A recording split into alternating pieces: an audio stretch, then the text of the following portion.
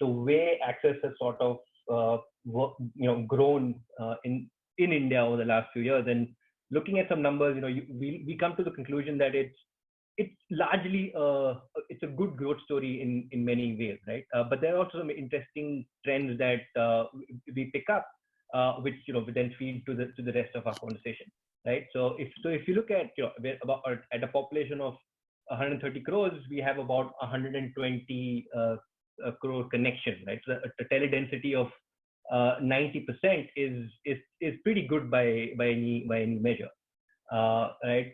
If you look at the split between rural and urban subscribers, I think a 45 to a 43 kind of split. I'm focusing on the wireless aspect of it for now. Is again it's a lot of other things in India considered. I think that number is fairly encouraging, right? If you look at how internet subscription is, again, the important thing to keep in mind is it's largely a wireless story.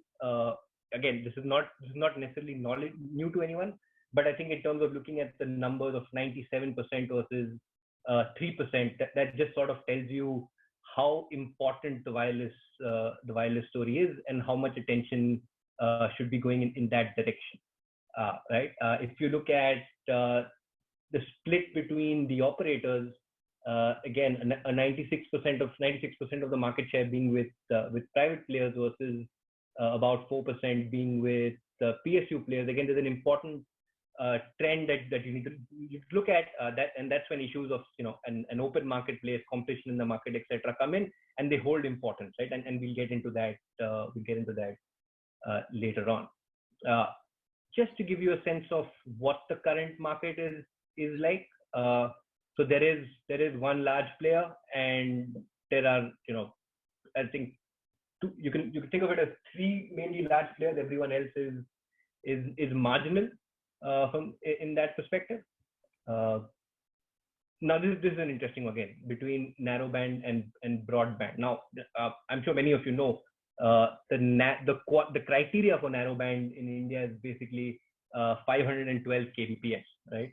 Which I think it's probably time to given the importance of internet access and the type of applications that we're seeing. Personally, I think 512 kbps is fairly low, and I think people have been advocating this for years. Now is a good opportunity to look at that number and advocate for change there. But again, coming back to the numbers here, it sort of continues what we were saying earlier, that it's largely a wireless story between your dongles and your mobile phones being by far the overwhelming way where people come in. Yeah, go ahead, Apar. I think you wanted to add something here. Yeah, so I also wanted to highlight on the growth which is being noticed, especially in terms of that one particular operator that happens to be Jio. So if you look at the historical timeline, Jio actually launched services in the second quarter of 2016, and and the industry-wide voice usage, for instance, which saw a 2% year-on-year fall till the second quarter of 2016, actually saw a massive jump of about 166% from the second quarter of 2016 to about 2018. And this also matches with the growth of data usage, which has just been spectacular. And this sharp rise has been since again, the market entry of Jio. So it's so the pie as we saw it, in which Jio is the one dominant operator, needs to be understood not only in terms of any kind of portability which has occurred from existing users towards Jio, but also due to the price sensitivity perhaps, in which the market itself has grown and more people have come online. So this is what I wanted to indicate in terms. Of course, there'll be much more recent data on this and analysis, but this is what we had as a preliminary analysis, at least at our end till about the end of 2018, which was towards the first quarter of 2019, till when this data was available. I'll stop here, Pratik. Please continue. Yeah, and just to add on to what you were saying, in India is, I think, by per capita the highest data consumer, right, per user. Yes. As well. So that it reflects there as well. Again, just some more numbers in terms of how even among the mobile users, the importance of wireless access is growing. Now this data is, is from the TRI report. It's dated till 2018, but you can clearly see the upward trend, right? And which is why we're focusing on the fact that access is such an important part of this piece. Just to break it down a little further, in terms of how people are accessing it, again, the 4G has seen a phenomenal growth, and that ties back to what Apar was saying about Jio's entry into the market as well, and you can actually see how that's grown, right? And great. So far, it's been a positive story. We're again coming back to the fact that the private players continue to grow. So indicating that you need to have a healthy market. This is going back to the point that I made about data consumption being the highest, and it continuing to grow with the type of applications that we're seeing. Now, the other thing to keep in mind is, yes, it is a positive story, but we also have to look a little deeper, right? So if you take that 90% tele-density number and look at it state by state and split it in terms of urban and rural, that's when you realize that the 90 numbers sort of taking away a little bit from the complete picture, right? There is still a tremendous amount of inequity in there that we need to address. So you can see a number of what's evident is that there is a stark difference between the tele-density in urban areas versus rural areas, barring a few exceptions in some states where it's actually higher in rural areas. I think Himachal is sorry, not Himachal. There were one or two examples that I'm not able to see right now for some reason. But anyway, I think Dadra Nagar Haveli was one of them. In most cases you can see Goa. that there is. Thank you. Whoever said that. Right. So again, the point being here that there are inequities we need to address. What this doesn't tell you is that there is also a gender divide in this, right? So the GSMA put out a report last year, and in India there's a 23% difference between men and women who have access to internet connectivity. So these are areas that we still need to address, and a pandemic such as this, right? It brings out the stark reality of these inequities. Apar, I know you wanted to add something here as well. Yeah, so I just wanted to substantiate, Pratik, your point. So if you look at the Union Territory column towards your right and look at serial number 5, that's Delhi. Okay, so if you look at the tele-density breakup there, and Delhi does have some rural areas as well, you can just see that the tele-density is essentially overreaching the number of people here. So it's almost 168 connections on average for 100 people.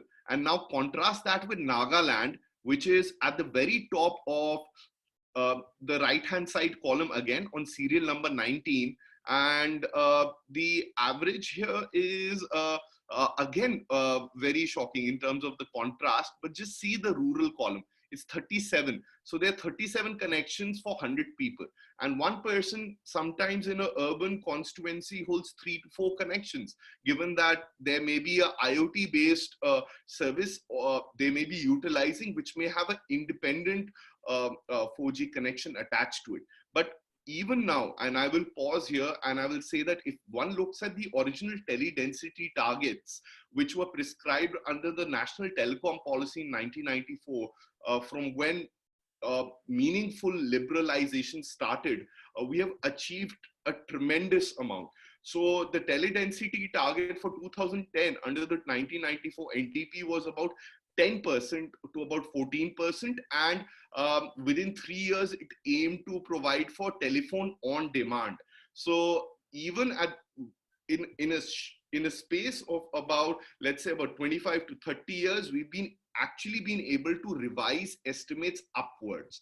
So the growth has been fairly positive, but there have been intersections of discrimination and deprivation, principally, I think so, based on geographical locations, as well as the economic ability of people to avail these services. Because if one goes back to the earlier charts, most of this tele density has been achieved by private initiative, which is of course going to come with a price. So Prateek, just wanted to supplement your points there and add some texture.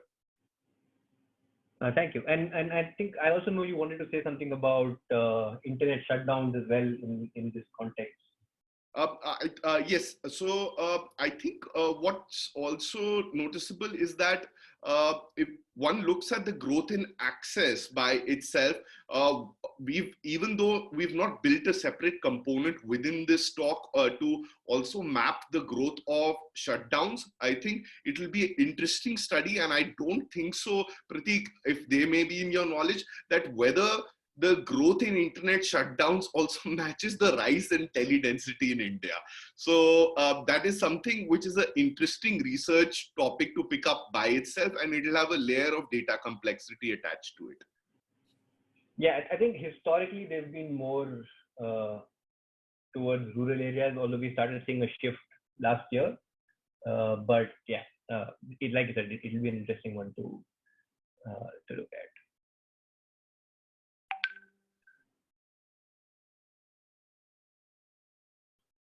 Right now, from a policy perspective, right, the equity problem that I was talking about, it also has significant positive externalities, and I think that's a good enough case for us to warrant some genuine policy interventions, especially in this scenario. Now again, Apar, I know you wanted to add some points here. Yeah, so I think the principal policy framework which people need to be aware of is the National Telecommunications Policy, which has had various avatars. And in its most recent one, it's been renamed as a National Digital Communications Policy. One thing which has been a consistent thread running through all our policy statements, irrespective of the government in power, and irrespective of the imperatives, has been provisioning broadband for all. If you see the 1994 document to the 2018 document, or even the ones which were made and were aborted in the middle, for instance, I think there's one made in 2004. It talked about a provision of telecom access for all. So I think what's also transformed from there has been the aspiration of not only providing for mobile tele density in itself, but the provision of data availability for everyone.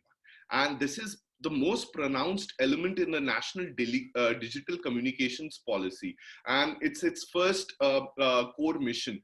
And it hopes to do that by creating underlying digital communications infrastructure, which is essentially focusing on network infrastructure creation by the government by itself, which supplements the efforts of the private sector. And it hopes to do that by goals which are prescribed for 2022. I think we are being fairly ambitious here, and this document is available on the DOT website. And there's also a national broadband mission called the Rashtriya Broadband Abhiyan, and there are various milestones in that which can also be checked routinely. This is also available on the internet, though it may not be updated as to its latest status. And there is an entire policy toolkit which is being devised around this. This includes the BharatNet, which is for providing 1 Gbps to Gram Panchayats, or correcting all key rural development institutions. So it's essentially towards creating public infrastructure and using existing local rural bodies as common centers for the provision of internet through a shared infrastructure, which is actually used by people in the public who may not have the economic facility of owning smartphones and getting their own connections, at least immediately. So that's I think that's the core insight you can actually glean from the telecom policy, which has come out in 2018. So I'll stop here. No, you can eat my car.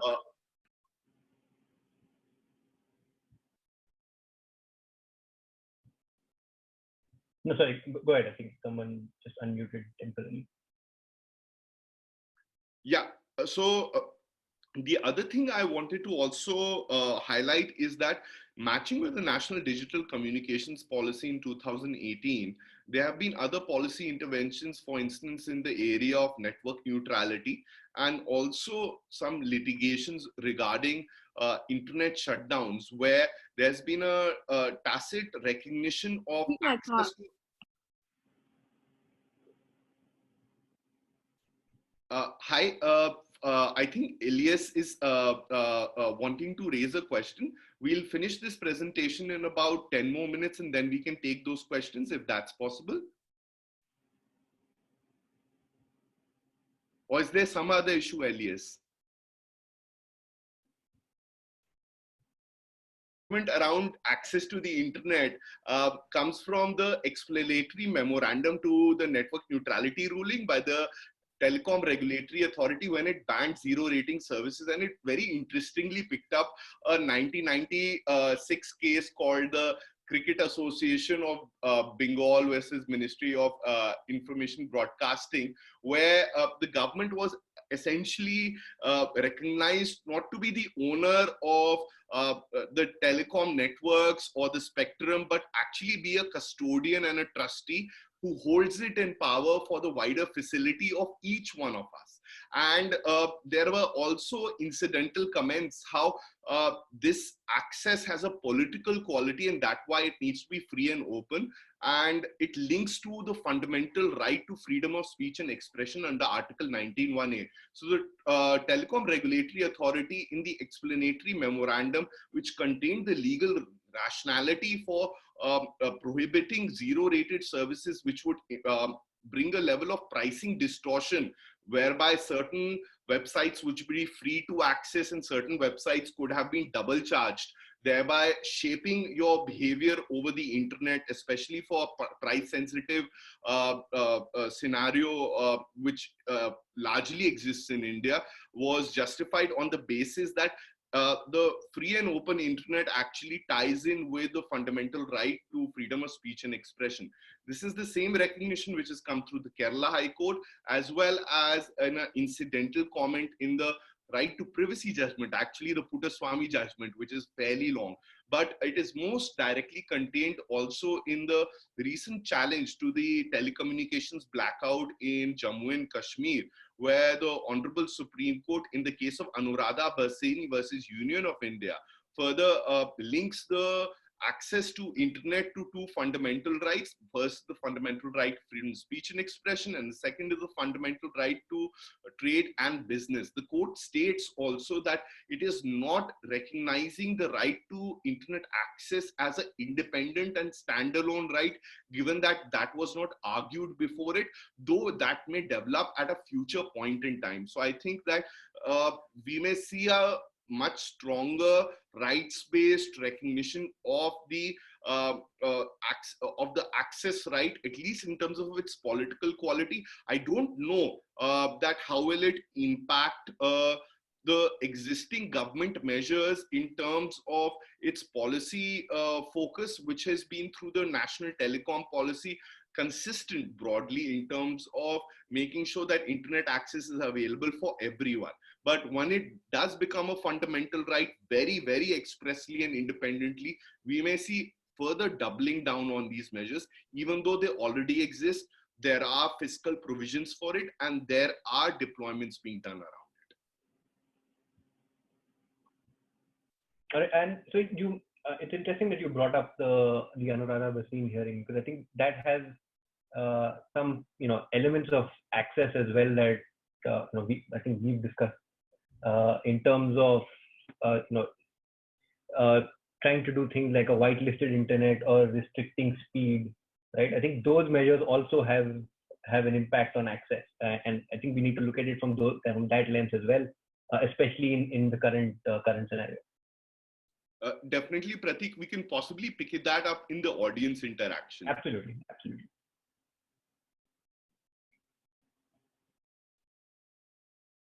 Now, coming to the health of the telecom sector. So, Apar, I know you've already touched on this, but do you want to maybe go into the AGR dispute a little bit? Yeah, so given that there's a large part of the growth story dependent on, at least in urban areas, on private network service providers, and you see a gradual decrease in the number of providers by itself, what does this level of market concentration hold in terms of, firstly, the user choice available in switching between networks, and secondly, the eventual pricing, which may start rising at a certain point in time, where people have been voicing fears of price gouging. I would just like to indicate that this concern becomes even more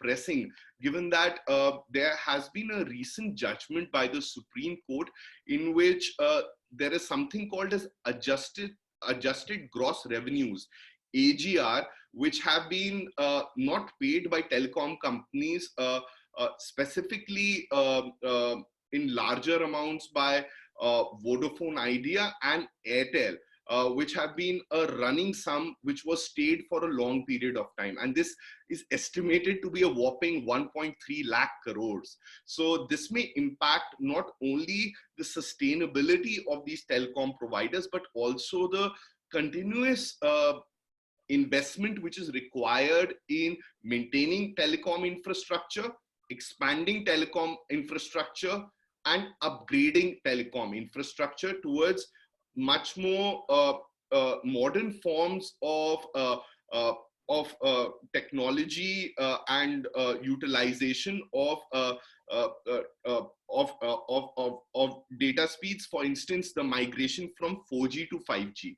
And if one looks at it just in a nutshell, what is the AGR dispute? The AGR dispute is basically that when the National Telecom Policy was made in 1994, there was a steep and fixed license fee, okay, which you had to pay the government. And the government wanted to have lots of telecom operators in India in order to facilitate a faster rollout and for more people to have access to mobile telephony as well as the internet. So it said that you don't pay us upfront and at one time. You basically can opt for a variable model in which you pay us a percentage, which is called a revenue sharing fee model.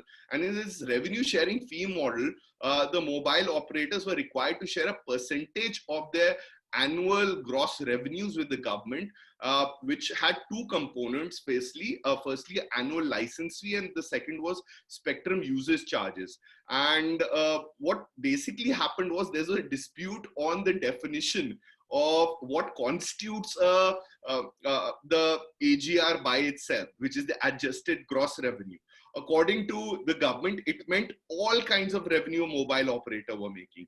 And for a mobile operator, they were arguing that it only means core telephony services which are rolled out through the Unified Access Service licenses which they had entered into. Now, they had a long-standing stay, and litigation took its own sweet time. The amounts kept piling up, and the Supreme Court finally upheld the definition of AGR as was stipulated and argued by the Department of Telecom, which was a much more broader definition. Hence, there were more sums and heads of revenue which fell within it, and that's how this entire sum came about of this lack of crores. And now the issue which is being worked out between the government and the private operators, the ones which principally are Vodafone Idea and Airtel, is what is the amount of money which is payable. This judgment is more or less definite, but even then, calculations which need to be done and audited remain. And secondly, how can this payment be made over a deferred timeline? Even though there have been certain announcements with regard to this, I don't think so. We have still yet, and people in the audience may like to correct me, they may be more knowledgeable than me, but over the past 1 month, I have not seen a degree of definition in terms of, while I do think there's a principle-based recognition that this can be deferred over a period of time between the government and the private telcos, I think it still awaits sanction from the Supreme Court, because this matter is still pending there. Okay, so with that, Prateek, I'll stop here. Okay, great. So now let's look at some other aspects of this, right? What we were expecting was, once everyone moves to working from home, how is that going to impact internet traffic? Is our networks going to keep up? There was a lot of that, right? And having spent nearly a decade of my career working with content delivery network, I have engaged in some network planning conversations as well.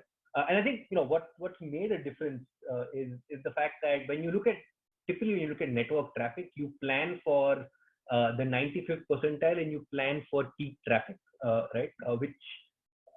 And then you account for a headroom to grow over a period of time, which is why we've seen that the internet so far has been able to handle most of the excessive load that's come on it, especially from a backbone network perspective. Last mile is a slightly different challenge, and in case someone is just not clear of the difference, last mile is essentially the connection that comes to your house or what your mobile phone is connecting to, and backbone is essentially your core infrastructure, and in between you have something called a middle mile, which is your intermediate ISP, your content delivery network, etc. Right?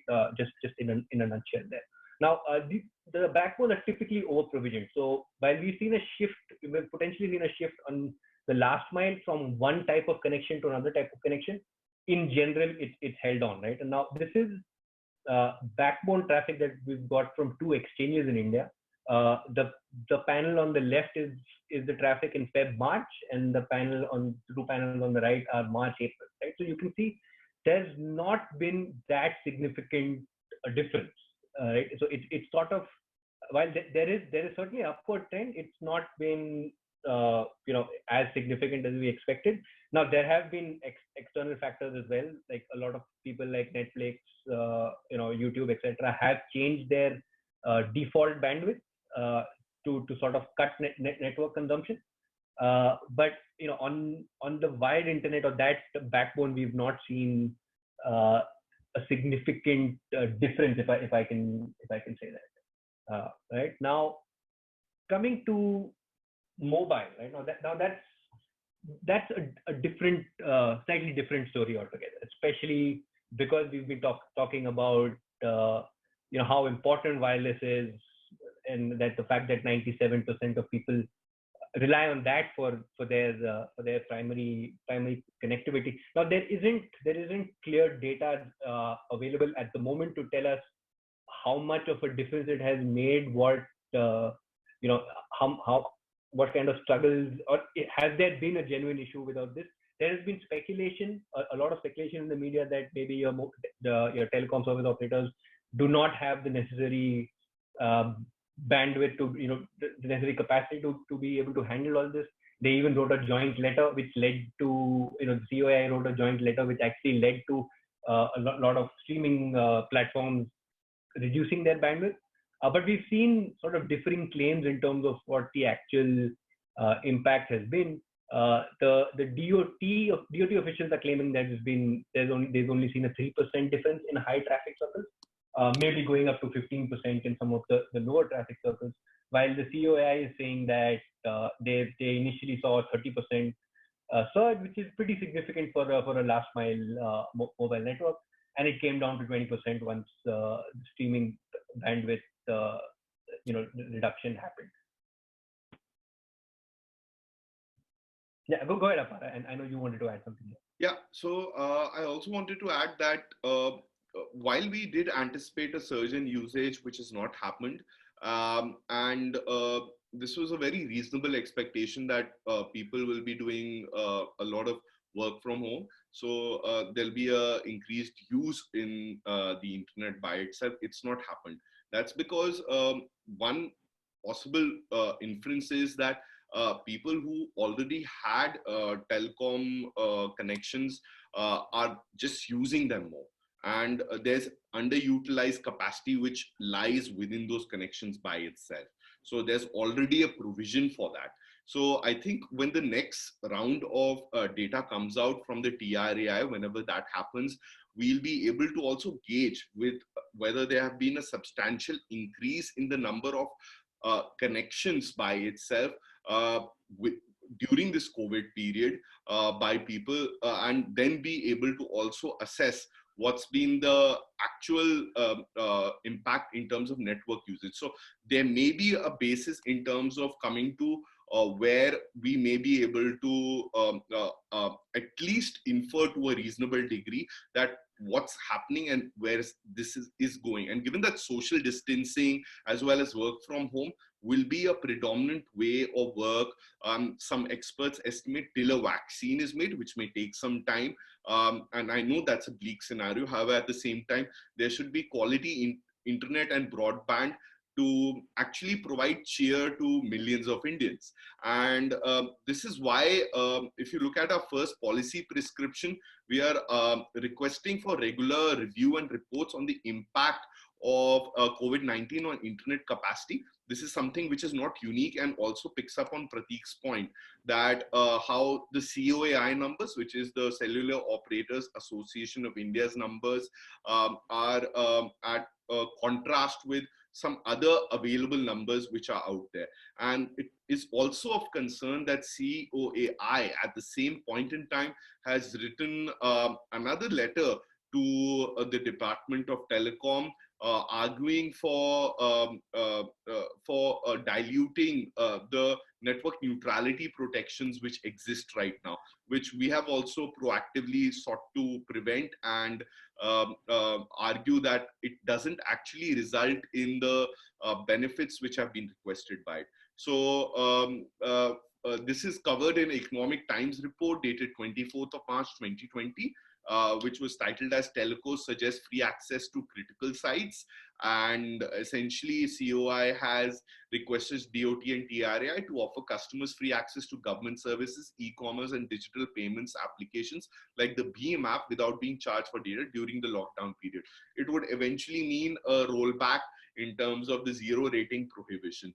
And it is in our experience that these measures have been, if undertaken, will be done without little evidence. So we need actual evidence of the stress being placed on India's underlying networks, or whether this is a last mile problem, and then to devise targeted policy interventions.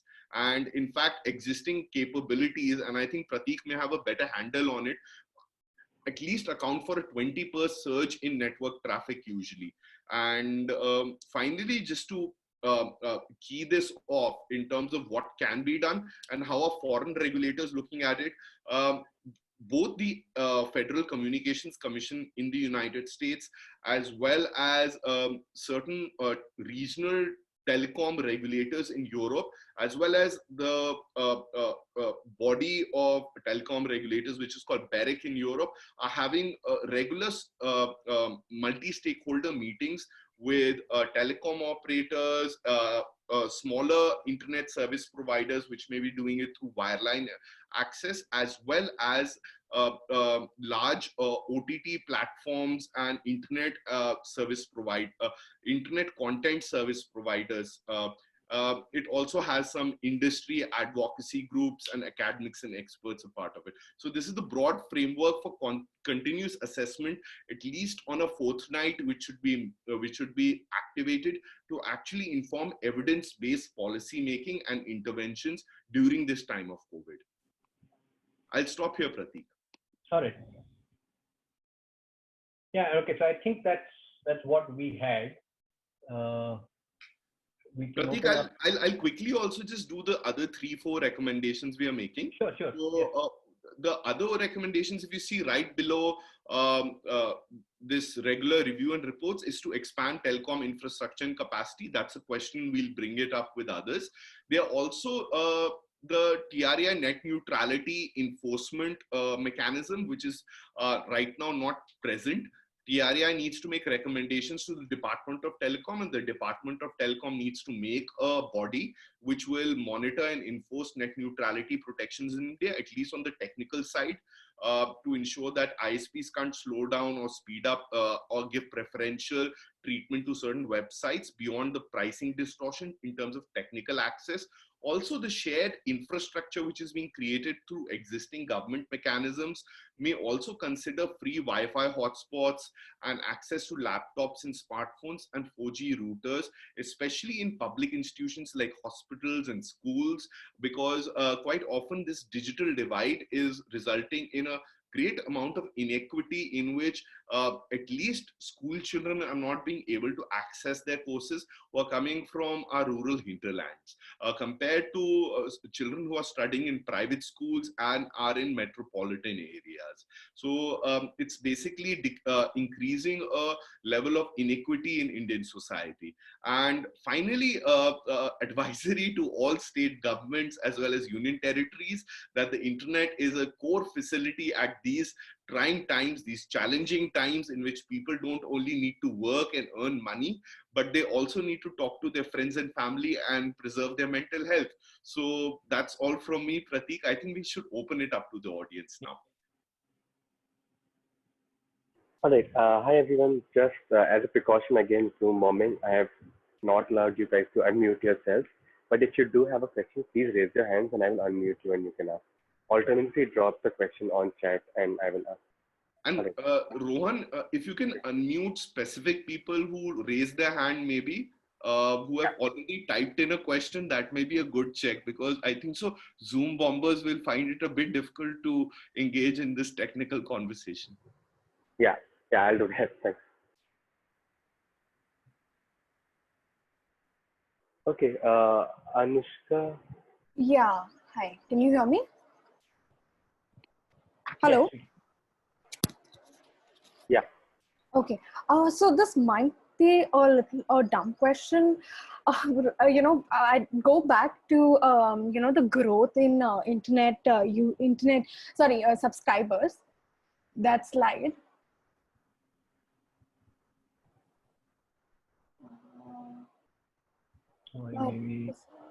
Yeah, that one. Right. And and you mentioned 2G and 3G subscribers differently. So because we've already adopted 4G, and could you explain how that's working? The 2G and 3G increases.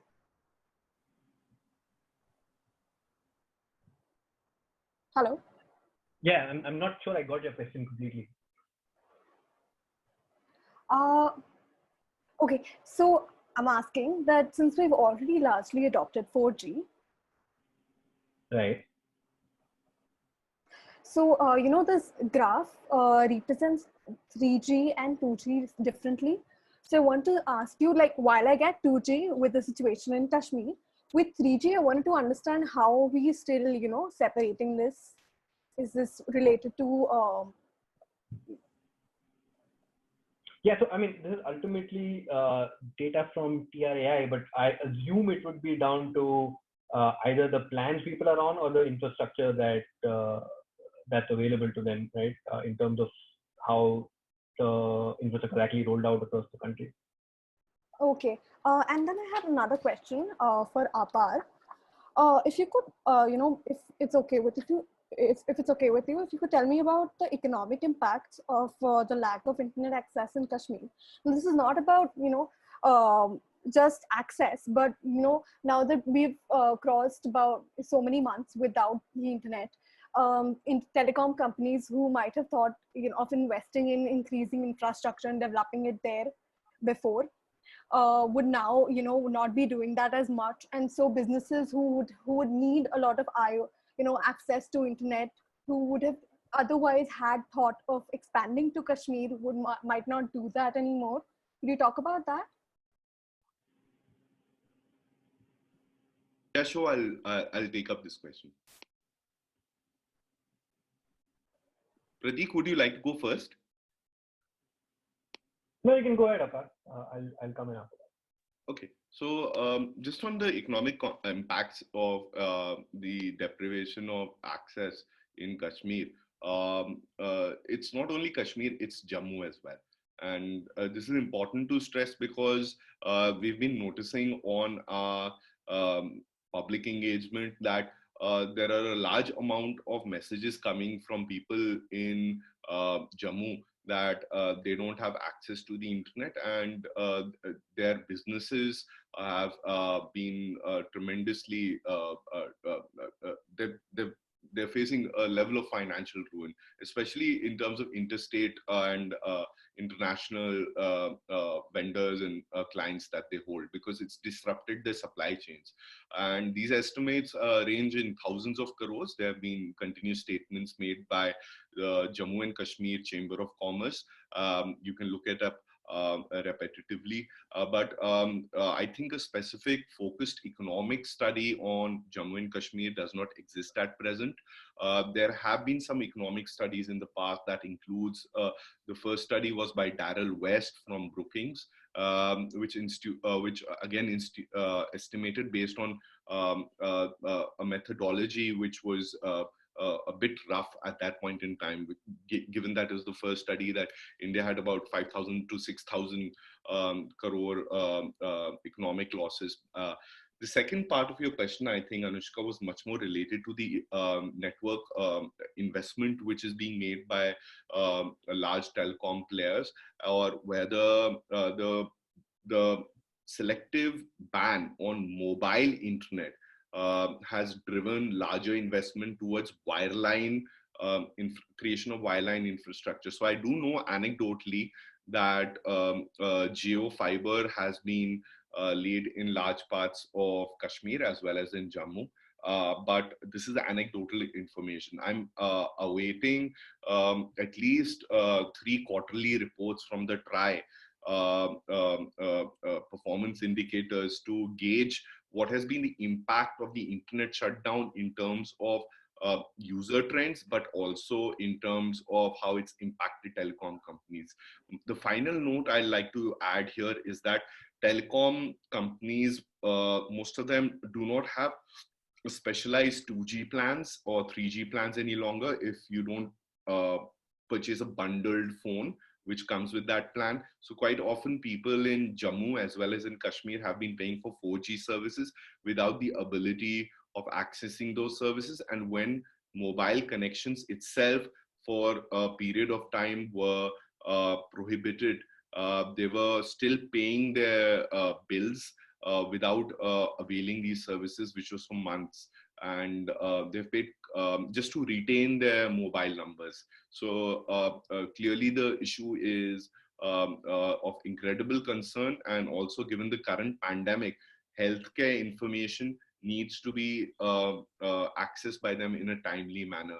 Prateek has also done certain analysis after the telecommunications lockdown was eased, and there was a practice called whitelisting of websites, and subsequently only 2G access has been permitted on mobile through the mobile smartphone mode as well, which is the existing position. In respect to this, there's an active petition in the Supreme Court of India, which is joined by now 2 more petitioners. IFF represents one of those parties, so I will avoid making any legal arguments during this presentation, given that the case is sub judice, and we are taking a degree of care to restrict ourselves to written communications, given that there's a high degree of scrutiny and public interest attached to this. All right, thanks, Apar. I'll unmute Deepak now. Please feel free to ask your question. Go ahead. Yeah, good morning. Hi, this is Deepak here. So a couple of questions I wanted to ask on AGR. With the financial liabilities exceeding 1.47 lakhs for both of these companies, how do you see both of them continuing to invest in the infrastructure? with similar zeal, zest, as well as you know, the focus as it was before the AGR issue? This is question one. The question number two is that with both of these companies making huge payments to the government, and Airtel apparently has already paid a certain portion of their liability, would it not result in higher tariffs? And all of the data that you're showing about internet penetration and all, it might get skewed immediately, because a lot of people who right now, owing to the lower costs, are subscribing, and they might just reduce data usage, as well as the number of connections might just go down. I mean, what is your take on this?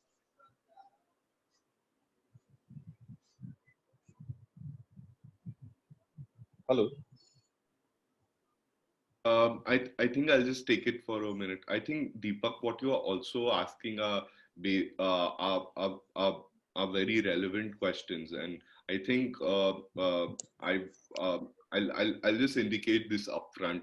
I don't think so. I've caught up on the latest literature of the AGR impact on future network investment, and I've not read the recent reports by Deloitte or CRISIL in terms of the larger viability, given that there are larger debt obligations which are being served by the two main telecom operators, as I highlighted, with regard to the existing debt in the first place itself.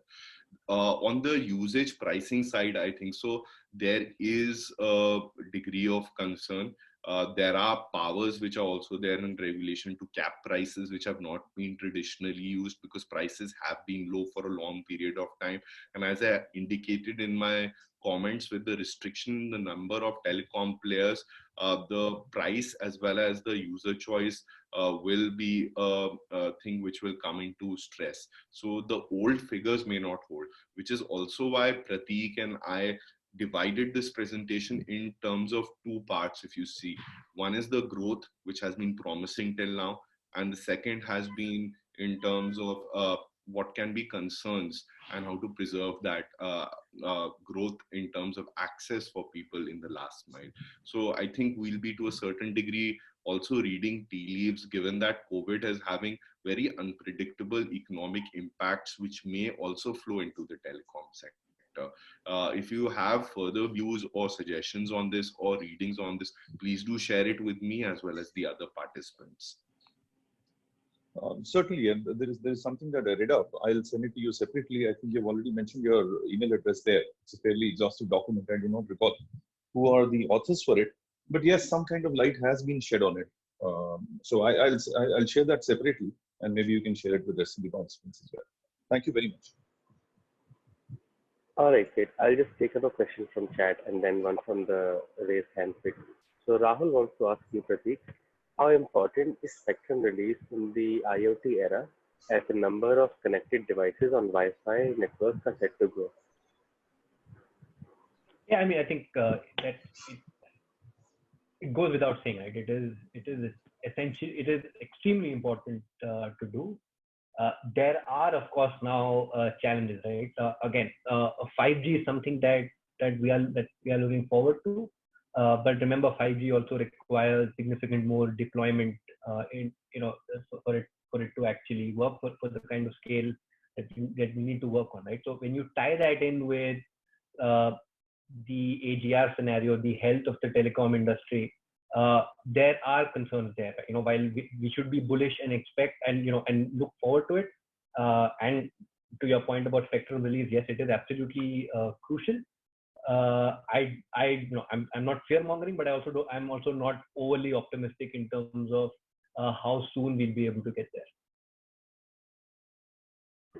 All right, thanks. Supti, I'll unmute you.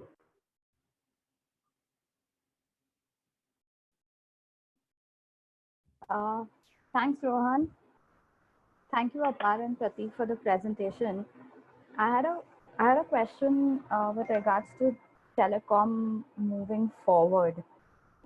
Seeing that as the pandemic or the social distancing norms as they would be are going to linger on for some more time, it seems quite apparent that there's going to be a lot of dependency on technology to support perhaps work from home or other means as to how people are going to continue working post lockdown and things like that. Do you see this affecting the AGR in any way, or do you think that this is a good time, maybe even for governments to reconsider, or probably maintaining things like BSNL and MTNL, because we are looking also at migration to 5G at the same time. It seems like the need of the hour and kind of a win-win situation if we make this investment now. From a logical point of view, I'm not sure whether the economics would support, but any point of view on that would be nice. Thank you. Apar, do you want to take that, or? Prateek, why don't you go ahead based off what you may know, and I'll supplement. Yeah, I mean, look, we can only speculate, right? We don't know for sure what the government. To your point that whether it presents an opportunity for them to reconsider, especially in the current scenario, yes, I think it certainly does. That there is a good case for it. The telecom companies have indicated that they are under stress financially, right? So if there is a time to relook at that, it is probably now. Will they do it? I no, I'll only be speculating.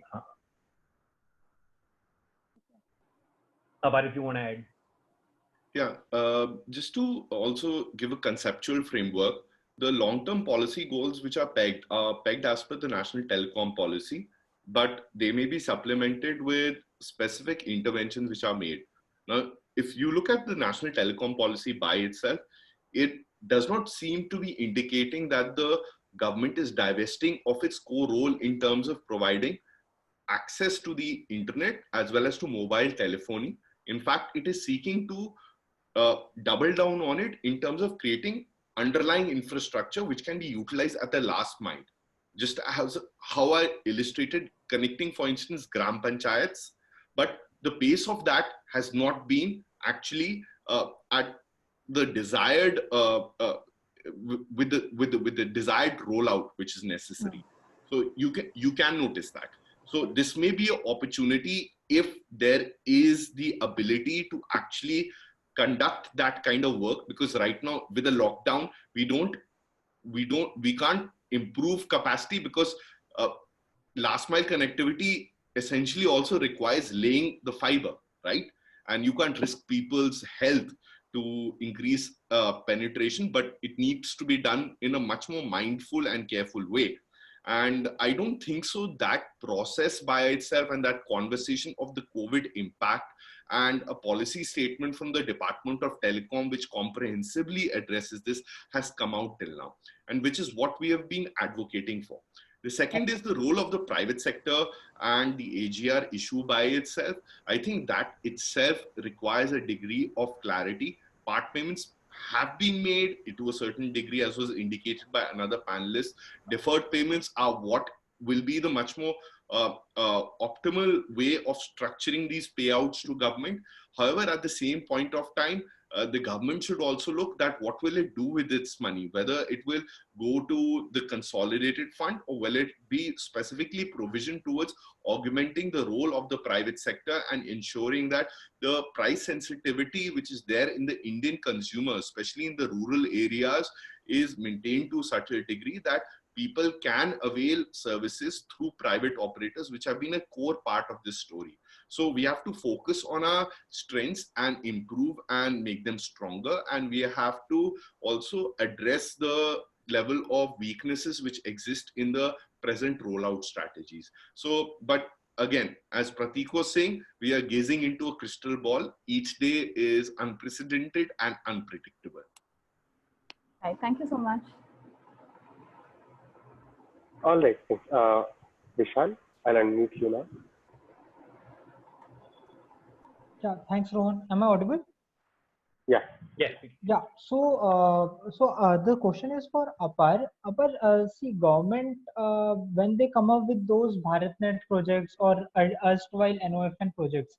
So, what generally happens? It's a it's an entire countrywide projects where they need fiber and then so many OEMs. But the dynamics of the market is such that there is accidentally huge demand, but there is limited supply, which generally leads to jacking up of the prices. And the OEMs and the telecom private players also think that this is a brownie point, so they want to leverage these things when it's for government connectivity and bridging the digital divide. And later on, when everything is connected, the demand dips, but then they have the supply because they have now started manufacturing more units of fiber and routers and all those things. So what could be an ideal way so that there should not be this much jacked up pricing in terms of government procurement? I think you are asking a much more of a tendering question, that how should these public procurements be devised in a much more efficient manner, if I'm correct, if I can perceive what you're saying. Yeah, in a way, yes. But government's role, how If they you should could do share it. some insights also, or if you would have suggestions, it'll be great, because it seems you look at this a bit more closely, and you have been looking at it a bit more closely than me. Yeah, so it is just a normal tendency that if all of a sudden government says all the states have to do it, somewhere they are forming a SPVs for these kinds of projects, then and the supply is limited in terms of few players only there are for fiber, so they tend to jack up prices as compared to when they try to bid for private players like Airtel Jio in their rollout, because they know this is a private player, they also have some crunch. But when it's come to government, they try to the price is bit more for whatever reason. And you know the labor, how the labor works also. At times, the laborers, cheap laborers coming from let's say Bihar or UP or some other reason, they keep on roaming across the country and they keep on laying the fiber. But if it's an entire countrywide project roll out, then the labor cost will obviously go up. It's nothing in hand of the people who are doing it, but it's a general tendency that it will go up because there is a limited supply. I think this is something which will require a much more closer look by itself. I shouldn't comment on this because the actual procurement process and the tendering process will depend on a huge amount of experience of people who actually participate in it.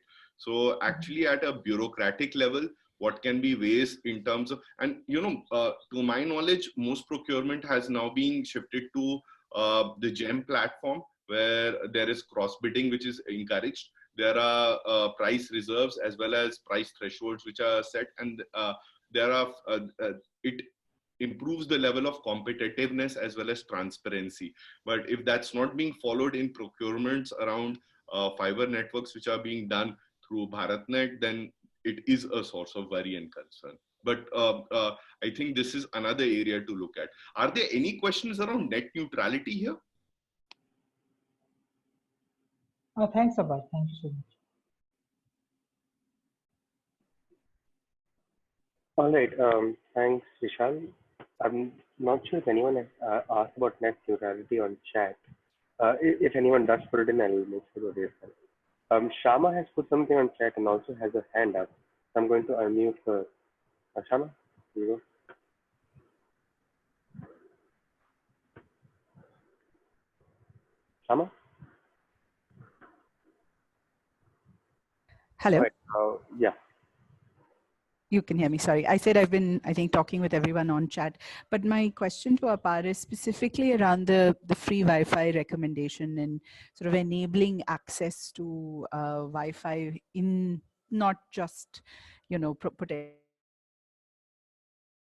potentially the next few weeks, but in the months and years going forward, because I do think things are going to change in the way we all work and function. And this is especially true for rural India and the urban poor. Is there anything around how that infrastructure could be set up? And, I was heartened to hear that panchayats and sort of local people's organizations could be a part of that kind of solutioning. And if there's any more reading that is feasible for some of us who work on sort of ground up processes, that would be useful to actually look at.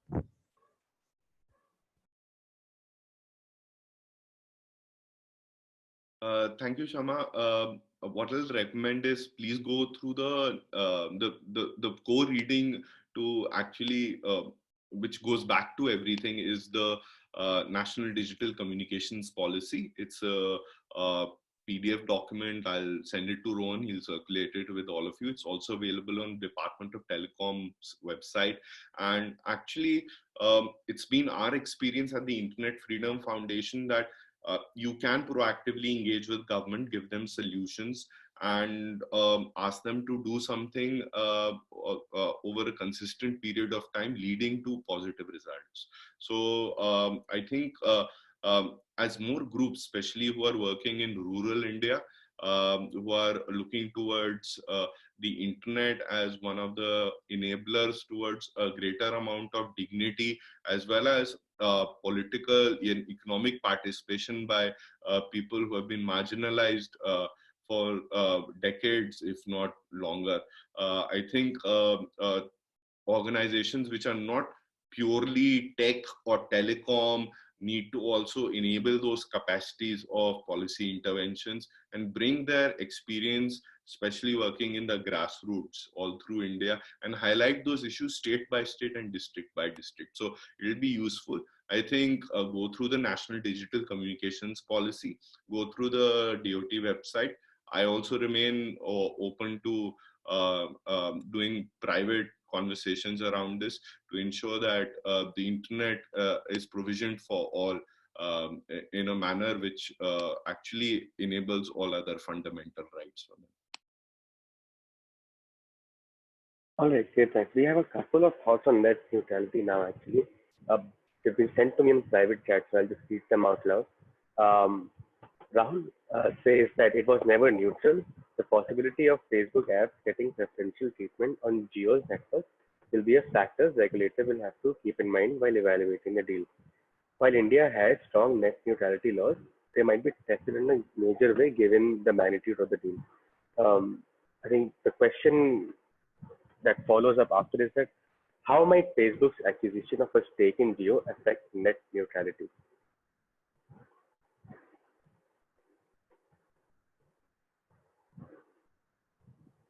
Pratik, I'll take this. I think I'm monopolizing the audience. No, please go ahead. Okay. Thank you, Rohan.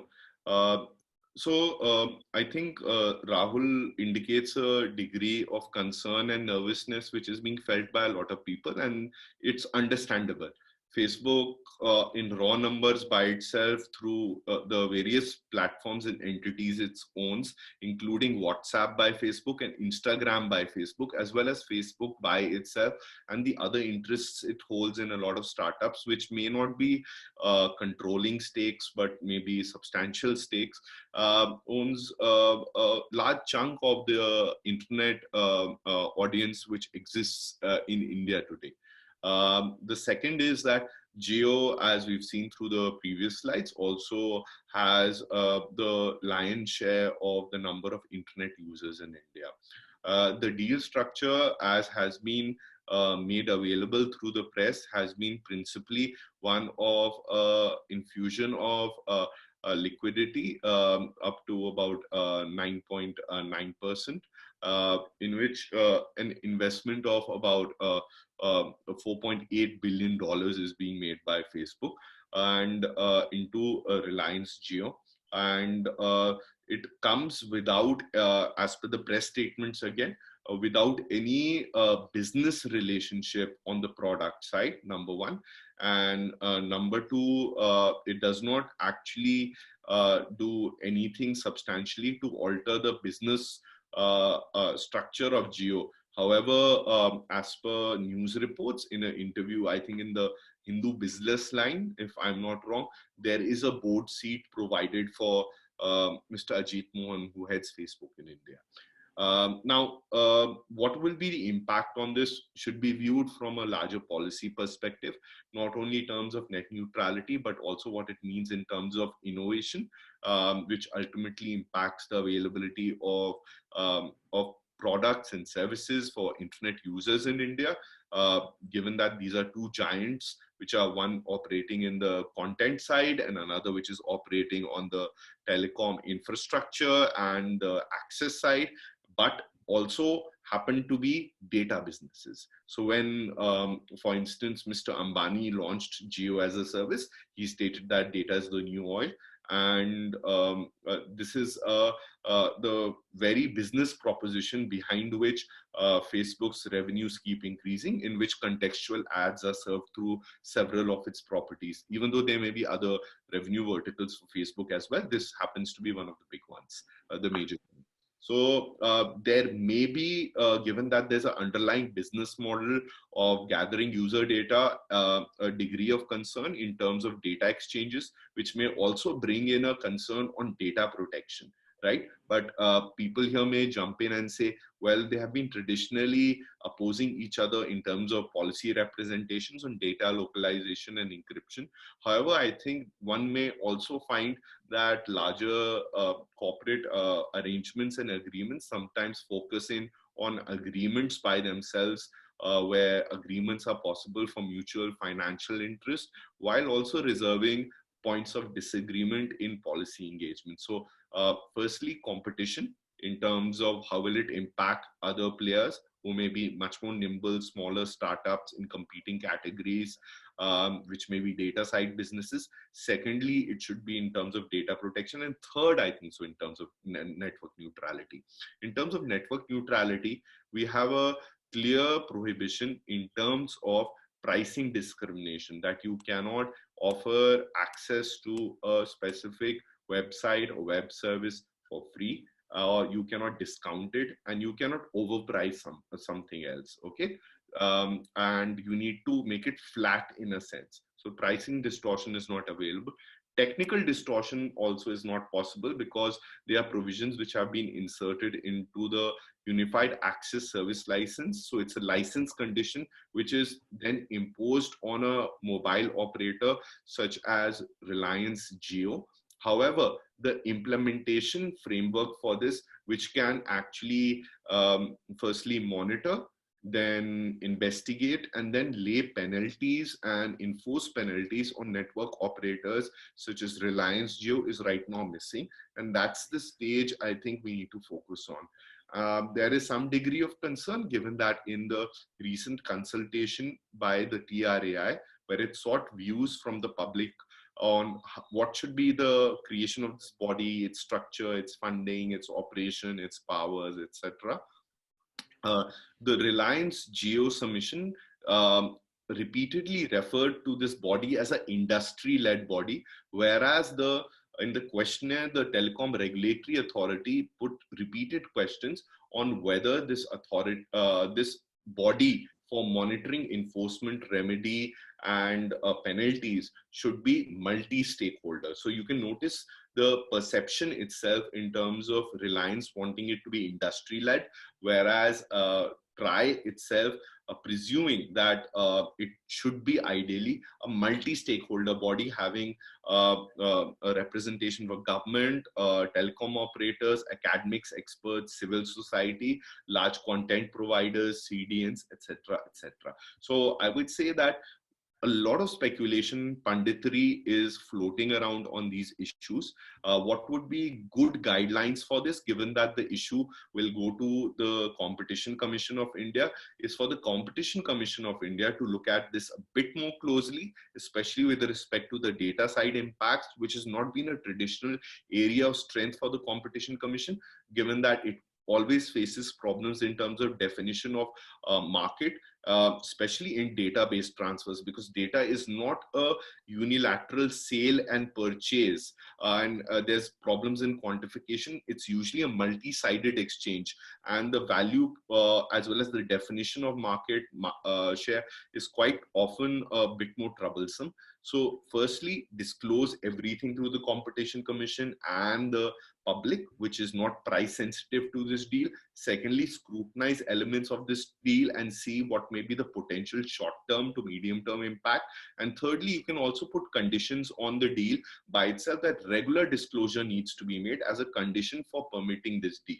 and statements may be made that whether any kind of products and services bundling which may happen between Reliance and Facebook should be subject to regulatory approval in future to ensure that there are no adverse impacts in terms of the larger health and competitiveness of the sector, and secondly, and most importantly, the impact on the end user, where there may be a level of predatory or price gouging in terms of reducing the number of players, product and service availability, as well as a greater sense of competition that that brings not only innovation but also a better better pricing peg for users. So I'll just stop here. All right, great. Thanks, Abbas. We have a lot of questions and only 30 minutes to go. So I'm going to sort of pick and choose and prioritize and try to get as many questions as I can. So I think Swapnil has had a question for a while. I'm going to unmute you, Swapnil, and please go ahead. Am I audible? Yes, we can hear you. Yeah. Thanks, Rohan. Thanks, Apar and Prateek, for firstly doing this. First, I had a suggestion with respect to the network usage part. So, Prateek, can you go to the slide where you have the usage graph showing? Yeah, I saw that in the chat. I think your point is valid. I was mainly looking for one where I had past data as well, which is why I just got two of them on this one. Right. So basically what my suggestion is, just for other participants who may have not seen the comment there, was primarily to have a cumulative usage of all internet exchange points so that can provide, a better vantage point to look at, rather than from just an Extreme IX or an IXP for that matter. So that is one. The other question I have more specifically, probably if I may call it from a market neutrality perspective, I don't know if that is even a valid word to begin with. But with respect to the Jio Fiber rollout that has happened over the past couple of years, TRAI has recently come out with a recommendation putting in guidelines for restrictions on the testing, right? So have you worked on why this recommendation has come out this late when they have had a chance to completely skew the market dynamics for that matter? I haven't personally worked on it. I don't know, Papa, you've done anything related to this? No, I'll like further information. This is a vast area, so like I'll be happy to take in learnings and inputs from the audience, which happens to be so well read around this issue. So please do send it to me. I don't want to speculate without having read around this. Okay, Pradyuman has a question. I'm going to unmute you, Pradyuman. Please go ahead.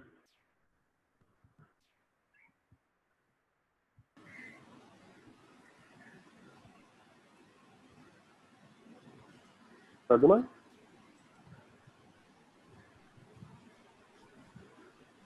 Hello. Hi, everyone. Am I audible? Yes. Yeah. Yeah. So, so firstly, I don't have a question. Okay. So let me frame this as a question on the AGR issue, right? So what I understand from this is that corporates, especially telecom operators like Airtel, Vodafone, Idea, etc., were contesting the definition of AGR itself, and at all given points in time, they were aware of this contingent liability hanging over their heads, given whatever way the Supreme Court judgment would have gone. So, and I haven't read any article which says that in all probability, telecom operators should have set aside AGR dues for repayment if they had to be paid to the government. Nor have I read something similar in the newspaper. So just wanted to get your thoughts on it. Where I'm coming from is when the Volkswagen scandal happened, Volkswagen Group had set aside, I believe, 9 billion to be repaid in case the rulings went against them. So why don't we see this point being argued in like press or in webinars, etc.?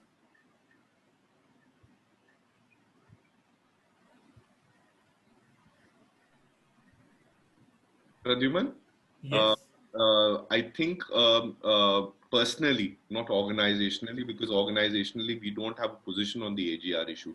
We have a position on how that will impact, irrespective of whose fault it is, the number of operators and thereby user choice, right? So I think personally, I'm in agreement with you. I think it's only a responsible business practice to allocate funds for contingent liabilities as the government litigates a fairly large amount of money, which it claims is a condition of the services that you are providing, which are under license. So I think that becomes somewhat very difficult to justify why it was not done.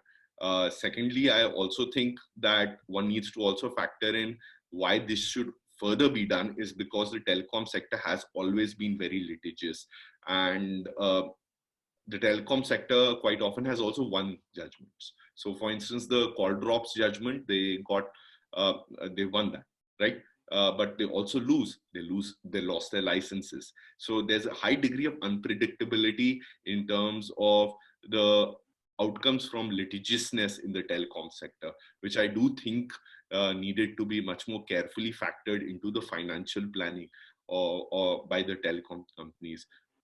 This finally brings me to the third point I would just like to make, which may supplement what you've been thinking.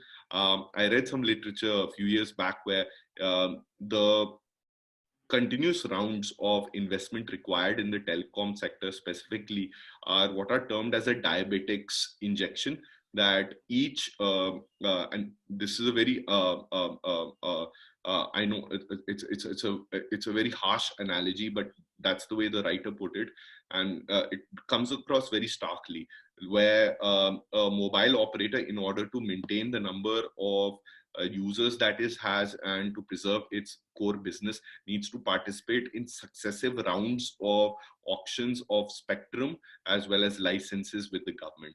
And this brings a high degree of financial burden on it as well, where it competes with others, and if it does not, other telecom companies, and if it does not get it, it basically means the end of its business, right? So from 2G to 3G, 3G to 4G, 4G to 5G, and also the license fees.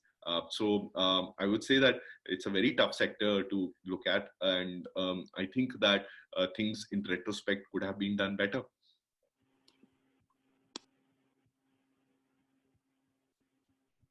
All right, great. 5 minutes left, and I think we can take a couple of questions. The first is, so it's in Hindi, and I'm trying to translate it. I hope I don't absolutely butcher it. Jeevraj says that TRAI basically solves online complaints. TRAI collects online complaints to the internet and solves them at internet speed.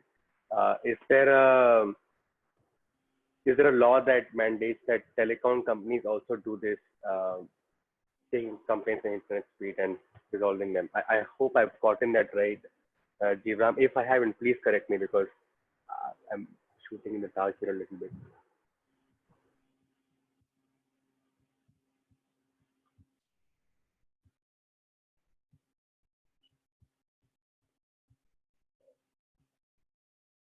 All right, no response there. Is there a law apart that mandates telecom companies should take complaints at internet speed and resolve them? See, here's the thing. There are regulations made on quality of service by TRAI, and the issue is that their conditions are also tying in with the Unified Access Service licenses. The quality is monitored through what are called as term cells. I think there are about 15 spread across all over India, and telecom companies usually there's a great degree of opacity as to where a person can approach and who a person can complain and how will it be resolved and what penalties will be enforced. But largely, I think this is a issue in terms of creation of a clear body which is a public institution where people can go and make complaints. And it can ideally be resolved at the first stage by the telecom company itself with oversight of the public body, and subsequently, if it's unsatisfied in terms of the resolution, the user can approach in a process or remedy. I don't think so there are clear prescriptions on this, given that we in our own work looked at a bit how to complain when license conditions under both the quality of service as well as under the UASL were being not followed, specifically with respect to blocking of websites, which were done sometimes in illegal manner by smaller ISPs as well as larger ISPs in India. All right. Okay, thanks. So, Apar and Prateek, what are your views on 5G in India? Should Huawei be allowed for 5G? And I think we should end with, if you have any book recommendations to understand technology and tech policy in India, and also in general, if you have any book recommendations. Yeah.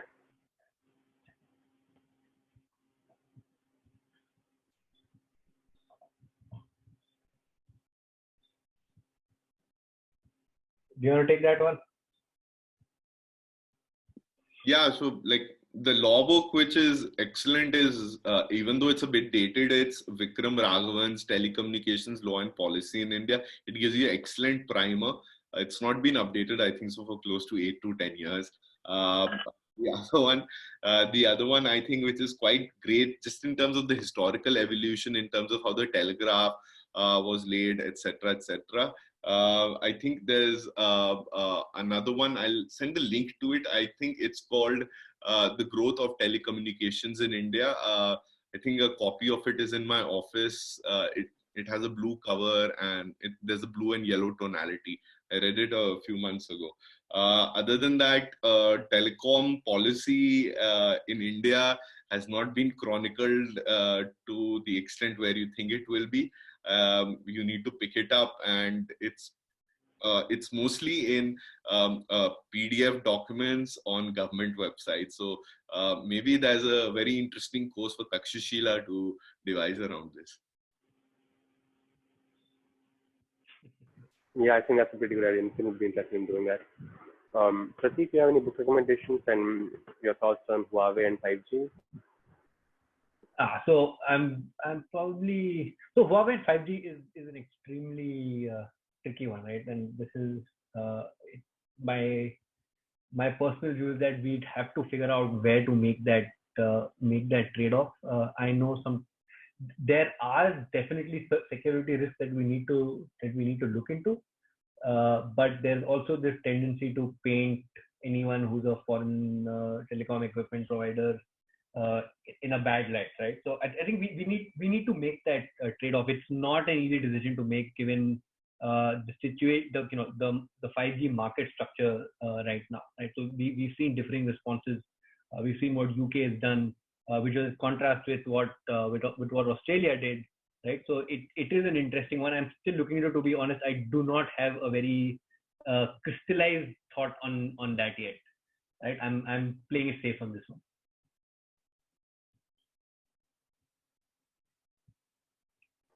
All right, great, thanks. I think that it's one now, and that brings us to the end of our session.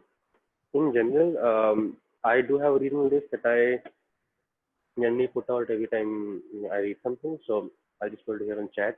Please feel free to go through it.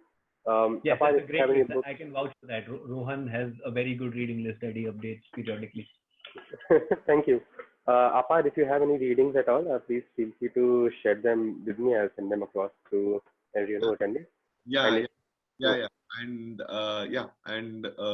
just to also, the last slide basically contains our Twitter handles, but we are also on email. So Prateek, if you can come to, so reach out to us institutionally and also ask questions.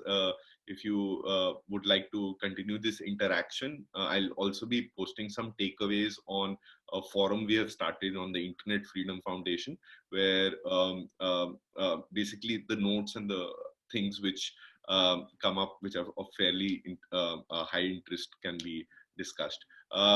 Just wanted to ask Rohan, will you be publishing this on YouTube? I don't think so. There should be a problem despite the Zoom bombing, because it was a few seconds. So yeah, we have recorded the session. So once we just give it a go over, we'll probably put it up on YouTube. And maybe clip that part. But anyways, I'm open on email, and I'm sure Prateek is as well as on Twitter. Please do reach out. Please do interact further. This is an area of extreme interest for us at the Internet Freedom Foundation, and I'm sure for Prateek and Takshashila as well. All right. Thank you so much for joining, guys. I hope you found the session interesting. If you do have a chance, please look up Takshashila and IFF and what we do. I imagine you know pretty well by now, but our website gives a lot of useful information. Look at the GCPP courses if you are interested, and do reach out to me in case you have anything at all, or to the outreach ID at Takshashila. All right. Have a nice weekend. Thank you, everyone. Thank you, everyone. Bye-bye.